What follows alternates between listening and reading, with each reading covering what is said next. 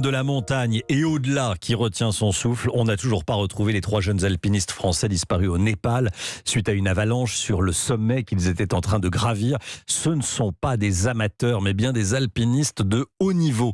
Yasmina Katou, vous avez les toutes dernières informations. Les recherches ont repris ce matin. Oui, une équipe de secouristes a été déposée par hélicoptère sur les lieux de l'avalanche. C'est probablement sous ce dépôt de neige dur, très compact, que se trouvent les alpinistes. Ce week-end, leur matériel a été retrouvé sur la face du sommet de l'Amadablam qu'ils tentaient de gravir.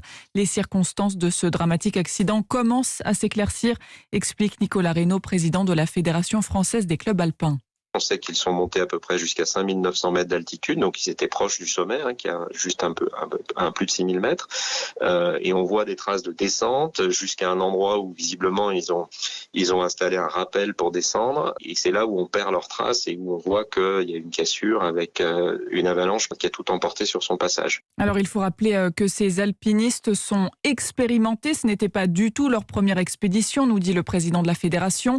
Les 3 grimpeurs isérois appartiennent au groupe Excellence Alpinisme National, une formation d'élite française. Cet accident était impossible à éviter, même pour les plus chevronnés, rappelle Nicolas Reynaud. Les 3 disparus sont des personnes vraiment chevronnées, préparées pour ce genre d'expédition et pour ce genre d'ascension. Mais malgré ça, on le sait, il y a toujours une part d'aléa. Cette part-là nous frappe de plein fouet. Et les recherches pour tenter de retrouver les alpinistes vont durer encore plusieurs jours, mais les chances de les retrouver survivants sont quasi nulles. Merci beaucoup Yasmina pour ces toutes dernières informations.